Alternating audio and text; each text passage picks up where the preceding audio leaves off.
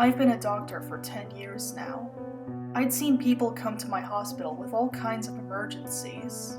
Heart attacks, car accidents, pranks gone wrong, you name it.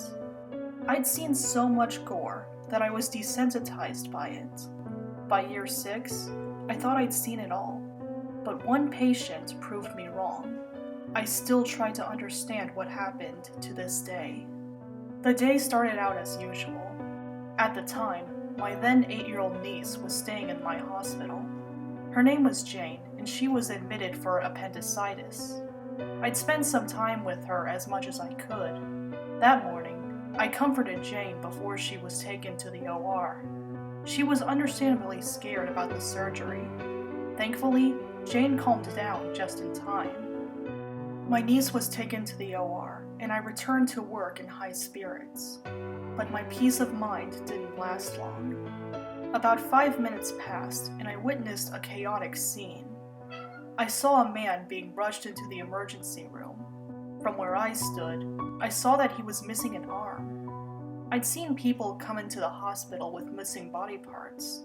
What made the situation odd was that the man wasn't reacting to his injury. No, the man wasn't unconscious. He was wide awake, but didn't move or make a sound. I concluded that he was weak from blood loss. As the wound was being cared for, I was briefed on what happened. The man was lying face down in a backyard with his arm cut off. A neighbor saw him when he was mowing his lawn. Apart from the lost limb, there was one other problem. The man didn't have any ID on him. The paramedics also suspected that he broke into the property. So just to be sure, the hospital called the police. The plan was to determine who the patient was and if the house was actually his. Meanwhile, I had to take care of our possible intruder. I was making my way to the patient's room when I ran into Dr. Blake. He was one of the doctors who tended to the patient's wound. I greeted Dr. Blake when I noticed a horrified look on his face. My initial thought was that he had lost the patient. When I asked what happened, Dr. Blake's response shocked me. He said that the patient didn't have any blood. My colleague explained that while the patient was being treated, the doctors noticed that the wound wasn't bleeding. But the most shocking thing was revealed by the EMTs who retrieved the man. When they checked his blood pressure, they couldn't get any readings. I suggested that the EMT's device was likely broken. However, Dr. Blake claimed that he couldn't determine the patient's blood pressure either. It's as if he didn't have any blood at all, yet for some reason, his other vitals were normal. I entered the patient's room to check on him. He was lying in bed with a blank expression on his face. His eyes met mine when I approached him. I asked the patient how he was feeling. No response. I figured that the man was either deaf or mute. I always carry a pen and notepad around if I need to remember something. I took them out of my pocket and handed them to the patient.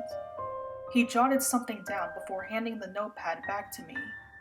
All he wrote was, "I need to get home."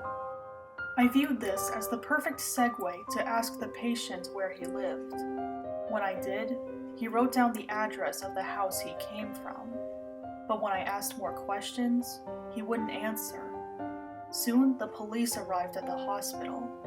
2 detectives asked to speak with the patient alone. I wasn't around when the next part of this story happened, so I can only tell you what I've heard from my colleagues. After being questioned, the patient was discharged soon after.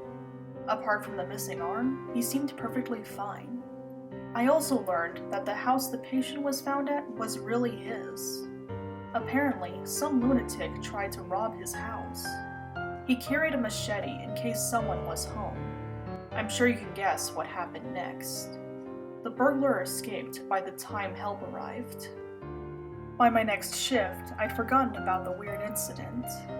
That was until I visited my niece. We were chatting when she told me that she'd seen Mr. Vital in the hospital. Confused, I asked who Mr. Vital was. The description and address she gave me matched the strange man from the day before. I didn't mention this before, but my niece and that patient lived on the same street. When I asked her why she called him Mr. Vital, I regretted it immediately. It turned out that Mr. Vital had the ability to be severely injured and not die. Not only did he have no blood, but he could also heal from any wound. If I didn't see this Mr. Vital character myself, I never would have believed it. I asked my niece what was keeping Mr. Vital alive. Neither she nor anyone had a clue. Jane told me that Mr. Vital was harmless and usually kept to himself. After hearing all of this, I finally understood why Mr. Vital was discharged so soon. Fast forward a couple of weeks and I'm visiting my sister, Jane's mom. I just entered her street when I saw a familiar face. Mr. Vital was walking down the sidewalk.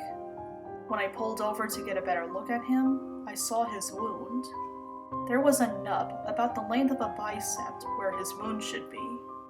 I don't know what Mr. Vital is or how he could regenerate a whole arm, and I don't think I'll ever stop until I figure it out.